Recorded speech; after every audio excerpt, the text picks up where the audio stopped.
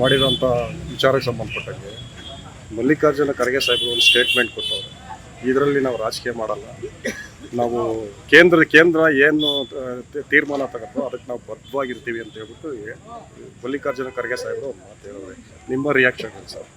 ನಾನು ಅದಕ್ಕೆ ಸಹಮತವನ್ನು ವ್ಯಕ್ತಪಡಿಸ್ತಾ, ಸನ್ಮಾನ್ಯ ಮಲ್ಲಿಕಾರ್ಜುನ ಖರ್ಗೆ ಅವರ ಹೇಳಿಕೆಗೆ ಸಹಮತವನ್ನು ವ್ಯಕ್ತಪಡಿಸ್ತಾ, ಇದರಲ್ಲಿ ರಾಜಕೀಯ ಮಾಡ್ತಕ್ಕಂಥ ಅವಶ್ಯಕತೆ ಇಲ್ಲ.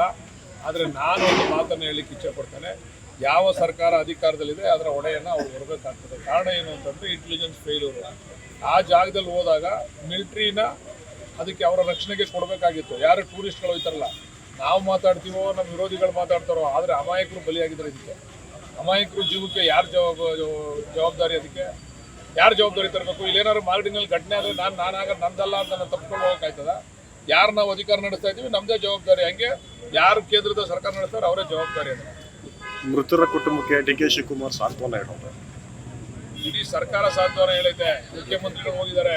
ಮುಖ್ಯಮಂತ್ರಿಗಳು 10 ಲಕ್ಷ ರೂಪಾಯಿಗಳನ್ನು ಮೃತರ ಕುಟುಂಬಕ್ಕೆ ಘೋಷಣೆ ಮಾಡಿದ್ದಾರೆ.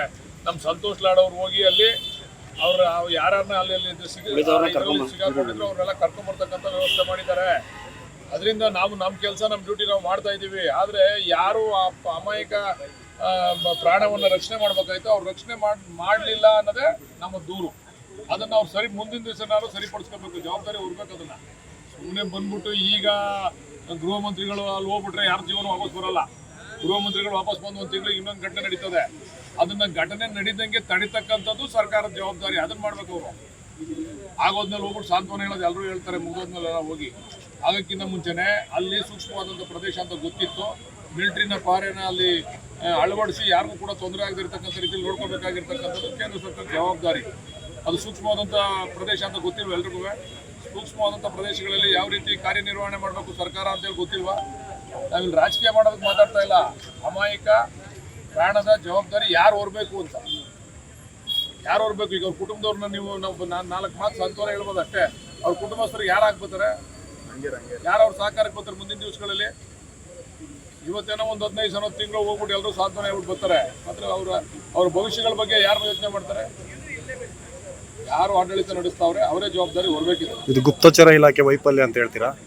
ಇಲ್ಲ, ಇನ್ನೇನು ಎಲ್ಲ ಹೇಳೋದೆಲ್ಲ ಹೇಳ್ಬಿಟ್ಟು ಅವರೆಲ್ಲ. ಈಗ ನಾವು ಹೇಳಿದ್ರೆ ಪಾಪ ಮಾಧ್ಯಮದವರು ಏನೋ ರಾಜಕೀಯ ಮಾಡ್ತಾರೆ, ಬೇಳೆ ಬೇಯಿಸ್ಕೊಳ್ಕೊಂಡವ್ರೆ ಅಂತ ಮಾಧ್ಯಮದವರೇ ಅರ್ಧ ಇದರಲ್ಲಿ. ಎಲ್ಲ ಮಾಧ್ಯಮಕ್ಕೆ ಹೇಳಲ್ಲ, ಕೆಲವು ಮಾಧ್ಯಮದವರು ಅವರೇ ವೈಭವೀಕರಣ ಮಾಡ್ತಾರೆ ಎಲ್ಲನೂ. ಅವ್ರು ಯಾರೋ ಹೇಳಿದ್ರಂತ, ಏನೋ ಪಾಪ ಎಮ್ಮ ಹೇಳ್ತು ಯಾರು ಬಂದು ಇಲ್ಲ ಅಂತ. ಇದನ್ನ ಹೋಗಿ ಮೋದಿಗೆ ಹೇಳು ಅಂತರು. ಅದು ಹೇಳೇ ಇಲ್ಲ ಅಂತ ಪಾಪ ಎಮ್ಮ ಹೇಳ್ತದೆ. ಯಾರು ಆ ಮಾತನ್ನು ಹೇಳೇ ಇಲ್ಲ. ನಮ್ಮನ್ನ ಅಲ್ಲಿ ರಕ್ಷಣೆ ಮಾಡಿದಂಥವ್ರು, ಅಲ್ಲಿದ್ದಂಥ ಮುಸಲ್ಮಾನ್ ಬಾಂಧವರೇ ನಮ್ಮನ್ನ ಕರ್ಕೊಂಡು ಹೋದಂಥವ್ರು ಅಂತಕ್ಕಂಥ ಮಾತನ್ನು ಹೇಳಿದ್ರೆ ಎಷ್ಟು ಚೆನ್ನಾಗಿ ಮಾಧ್ಯಮದಲ್ಲಿ ಬೆಂಕಿ ಹಚ್ತಾರೆ ಅಂದರೆ ನಾವೇ ನೋಡ್ಬೋದು ಯಾವ ಥರ ಬೆಂಕಿ ಹಚ್ತಾರೆ.